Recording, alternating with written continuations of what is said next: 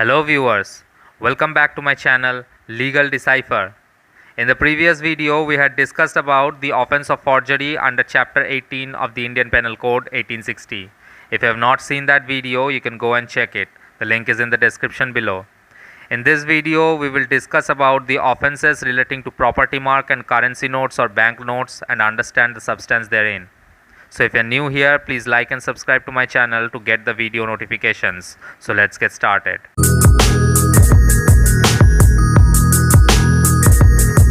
So in this video we will discuss about the offenses relating to property and other marks and also currency notes or bank notes. Now as you can see, the sections 478 and 480 had been repealed after the passing of Trade and Merchandise Marks Act. So let's move on with the remaining sections. Section 479 talks about property mark. So what is a property mark? A mark used for denoting that movable property belongs to a particular person is called a property mark. So those marks that denotes that this movable property belongs to this particular person is called the property mark.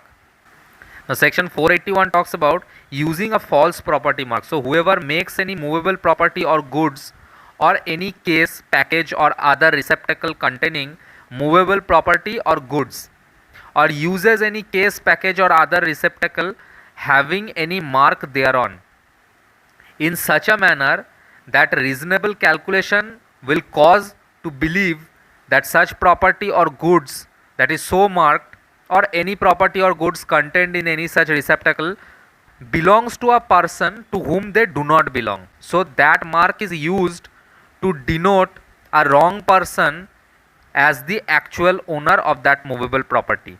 So that person is not the actual owner, but such false property mark denotes that this movable property belongs to that person who is not the actual owner of it. So that is called the using of a false property mark. Now section 482 punishes a person for using false property mark with imprisonment of either description for a term which may extend to 1 year or with fine or with both. And section 483 talks about counterfeiting a property mark used by another. So whoever counterfeits a property mark shall be punished with imprisonment for a term which may extend to 2 years or with fine or with both. Now section 484 talks about counterfeiting a mark used by a public servant. So whoever is a public servant and he uses such kind of property mark, but another person counterfeits such mark and uses it that he is not supposed to use, then if he has the knowledge and intention to do so, then he shall be punished with imprisonment of either description for a term which may extend to 3 years and shall also be liable to fine. Section 485 talks about making or possession of any instrument for counterfeiting a property mark. So whoever possesses any kind of instrument that is used for counterfeiting a property mark, that person shall be punished with imprisonment for a term which may extend to 3 years or with fine or with both. Section 486 talks about selling goods marked with a counterfeit property mark. So whoever sells or exposes or has in his possession for selling any such good or thing with a counterfeit property mark affixed or impressed upon the same or upon any case, package or other receptacle in which such goods are contained, then he shall be thought to commit an offence under this section unless he proves that having taken all reasonable precautions against committing an offence under this section, he had at the time of commission of the alleged offence no reason to suspect the genuineness of the mark. So he needs to be acting in good faith and bona fidely.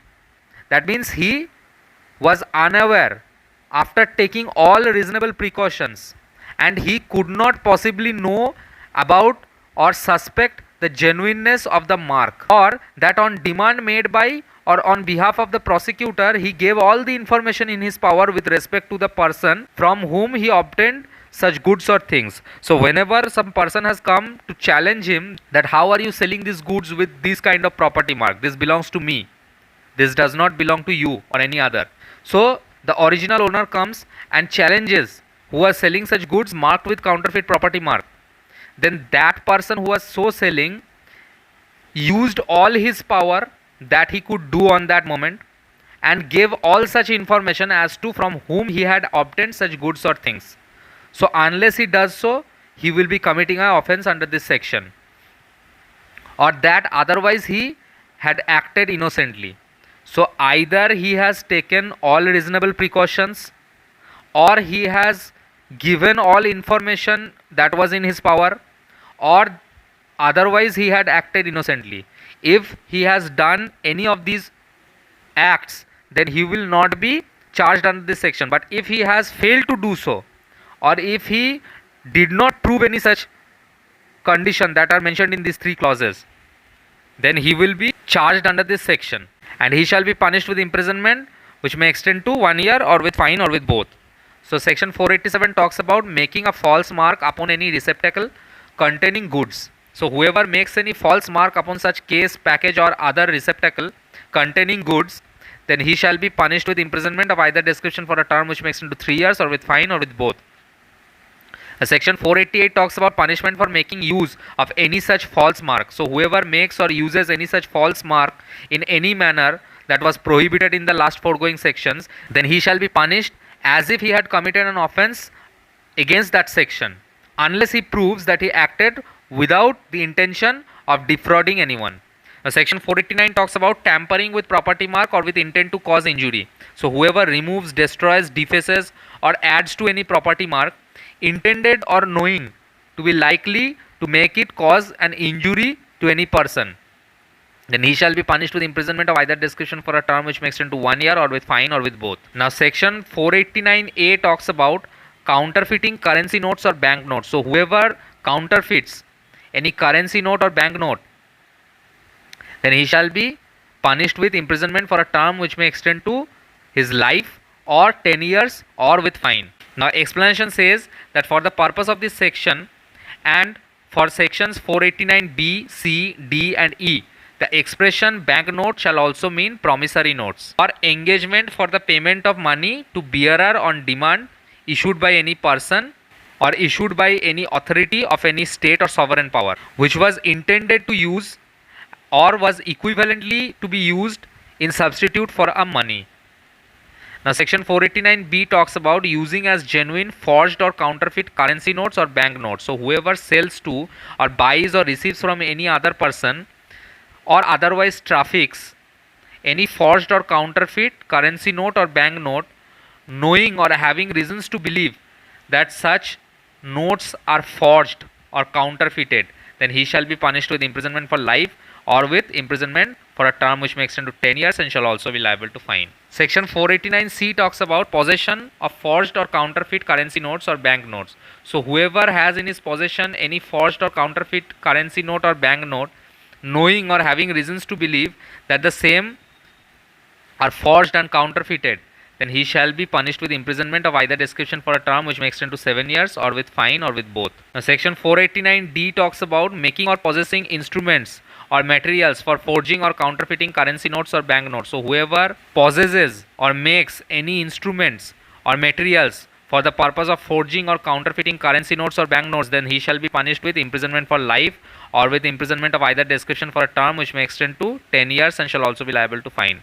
Section 489E talks about making or using documents resembling currency notes or bank notes. So whoever makes or causes to be made or uses for any purpose whatsoever, or delivers to any person any document that in any way resembles, or it is so nearly resembling that it can be calculated to deceive any person, that this instrument is a currency note or bank note, then he shall be punished with fine which may extend to 100 rupees. And if any person whose name appears on a document, the making of which is an offence under subsection 1, refuses without lawful excuse to disclose to a police officer on being so required the name and address of the person by whom it was printed or otherwise made, he shall be punished with fine which may extend to 200 rupees. So if he does not give information despite of knowing it, then he will be punished accordingly.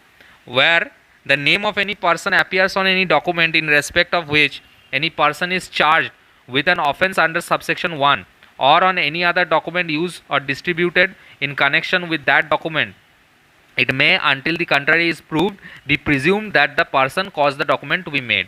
So, where any name appears on such document, then that name will be presumed to be the cause of such document.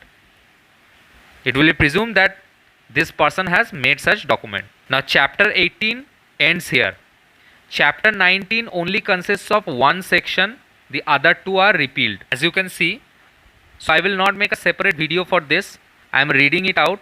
Chapter 19 talks about criminal breach of contract of service. Now these two sections, that is section 490 and 492, have been repealed by the Workmen's Breach of Contract Repealing Act of 1925. Today only one section exists, so I will read it here. Section 491 says breach of contract to attend on and supply wants of helpless person. So whoever being bound by a lawful contract to attend or supply the wants of any person who by reason of youth or unsoundness of mind or because of a disease or bodily weakness is helpless or incapable of providing for his own safety or of supplying his own wants voluntarily omits so to do. So whoever is in charge to help these people and he voluntarily omits to do so, then he shall be punished with imprisonment for a term which may extend to 3 months or with fine which may extend to 200 rupees or with both. So this is the end of this video. We will cover chapter 20 in the next video. So that's all in this video. If you like my videos, then don't forget to smash the like button and subscribe to my channel. Thank you so much for watching this video.